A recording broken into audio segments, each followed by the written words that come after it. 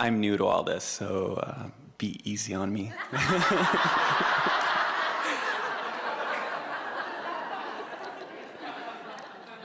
We haven't talked too much about soulmates or that kind of idea. I was wondering what you thought about that. Yeah, what is that? Well, very often you'll meet someone and you'll feel an extra resonance with them. And we've noticed, and this surprises people when they hear it from us for the first time, that it is as likely for your soulmate to be someone who just gives you that warm, fuzzy feeling that you've come home, as it is for you to find the soulmate who just makes you feel livid and angry. Because sometimes your soulmate is already in that place of alignment and sometimes not, or sometimes your soulmate is in alignment and you are not. So depending upon where you are along this emotional scale makes them feel the way they feel to you.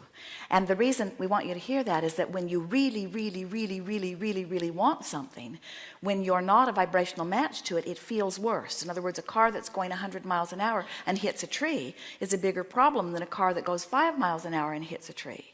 So your soulmate could feel fabulously to you or awful to you, depending upon where either one of you are in relationship to who you really are. Does that make sense to you? Now, it's interesting that you're new, because we're not going to give you the answer that we might have given you if you were here last year or the year before or the year before. We're going to give you the answer that is appropriate given this leading edge discussion that we're having here in relationship to this stream. So you're really going to like this. So you come forth as source energy and you bang around in this body and you have experiences which cause you to put things in your vibrational escrow. So without even knowing it, when you're very young, even the first day of your experience, you begin having interpersonal relationships and throwing your preferences over there into vibrational escrow. So for example, with Jerry and Esther, they came together late in their lives, so to speak. They've been together since 1976 is when they met, but both of them had lived a lot of life before that. And as they were living life apart from each other, each of them were having experiences with others and experiences with life that was causing them to identify who they really are. So a vibrational escrow for each of them was forming. And unbeknownst to either one of them, life was causing Esther to create a vibrational escrow that was the identical, or nearly so, vibration of the vibrational escrow that Jerry was in the process of creating. Now, what that means is both of them were source energy coming in and same vibration coming in. And as they each individually lived life and had exposure to experiences that took them away from who they really are, their desire to be who they really are kept getting thrown over there into their vibrational escrow. You getting a picture of this? So here they are, bipping along through life. You all are doing this individually, while who they really are, who they had each become, was over there being tended by source energy, calling them each to it.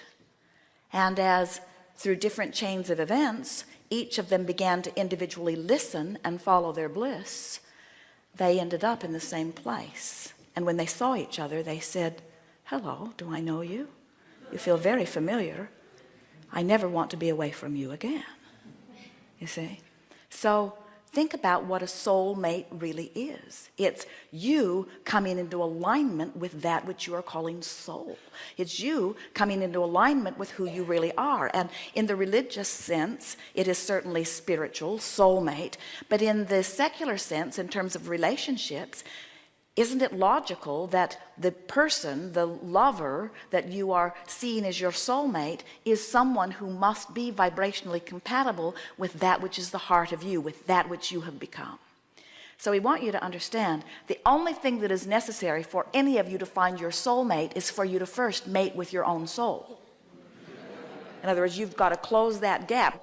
And it's an interesting thing because it's a very frequent thing that someone will be banging around and they will go to Alcoholics Anonymous or something, and they'll get turned around and they will come into vibrational alignment with who they are, and they will feel so much better as they come into alignment with who they are, and they temporarily don't really have access to their soulmate because their soulmate's still over there making amends to the people they have wronged.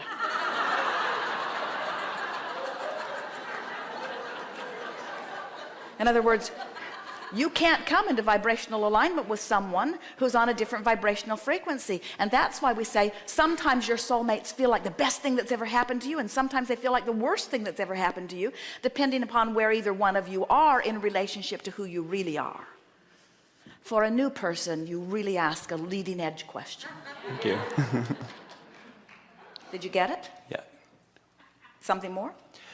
Well, I also work with children that have disabilities. They have autism, and my biggest question is, I'm trying to understand, you mentioned a little bit about this earlier, but who created the autism or the disease for a child that didn't have a choice? Everyone has a choice, and there are a number of things that we want to give you about this. First and foremost, every one of you who makes the decision to come forth into these physical bodies has full view of the physical body you're coming into before you come. So no one gets trapped in a situation that is different from what they want. No exceptions to that. That's helpful to know. Really a downstream feeling thought, isn't it? Now, there are powerful teachers, especially now, who are coming forth, who have been, from their non-physical vantage point, aware that there are so many humans who have forgotten about vibration and alignment, who are disregarding their own guidance system, who are trying to make their life work by trying to control conditions. And the teacher in you knows that anybody that's trying to make anything better by controlling conditions is going to experience a life of futility, because there will always be those conditions you can't control, because it's not your job or your right or your ability to control what's going on in everybody's experience around you. Their lives are their lives to create and control. So rather large numbers of energies are coming in deliberately wanting a physical condition that they can't be talked out of or demanded out of. In other words, they say, I'll go forth and I'll be different enough that you can't pound this square peg into a round hole. No matter how hard you try, you're not going to be able to control me. I'm going to be free, you see. So as you interact with them, if you get the wonderful experience of interacting with them when they're not being challenged by a system that's trying to change them. In other words, imagine how frustrating that would be, to be fulfilling your intent from your source perspective and making it all the way into a physical body different enough that people can't control you, and then notice they're still trying to control you. That's the frustration and outrage that you see in them. They want to say to you, and if they were better with their words, they would say to you, wait a minute, I went to a lot of trouble to be different. You're supposed to leave me alone.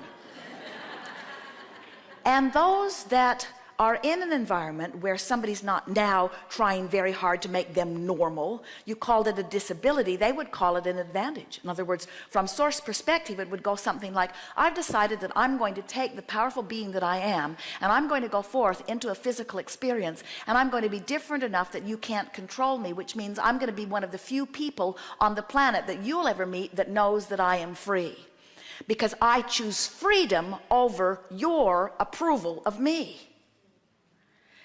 And then the society, who is embarrassed by them or worried about them, is forever trying to, oh, we'll just find one more way that we can bring you to normalcy. And they've come forth to say, we didn't want to be like you. That's why we chose to be different. We've come to offer a message that there is balance and value in our differences. We've come to teach unconditional love. Most people talk about unconditional love, but they don't live it. Most people say, oh, you're so sweet, I love you under those conditions, and you are so strange, I cannot love you under those. So if you would just be more like that, it would be ever so kind to me, because I want to love you, and if you were more like that, I would be able to love you. So just try to change a little bit so that I can feel better. Where unconditional love says, I want so much to be connected to Source that I will see whatever I'm looking at through the eyes of Source, which means I do not need you to be different so that I can feel better. I have the ability to adjust my gaze to align myself with Source. Unconditional love says, I will find connection with Source and then I will look. Conditional love says, I will ask you to be the way I need you to be so that when I look I will feel better. Huge difference. Unconditional love is absolute freedom. Conditional love is absolute bondage. So these blessed beings have come forth as teachers of freedom. And interesting, the most interesting thing of all,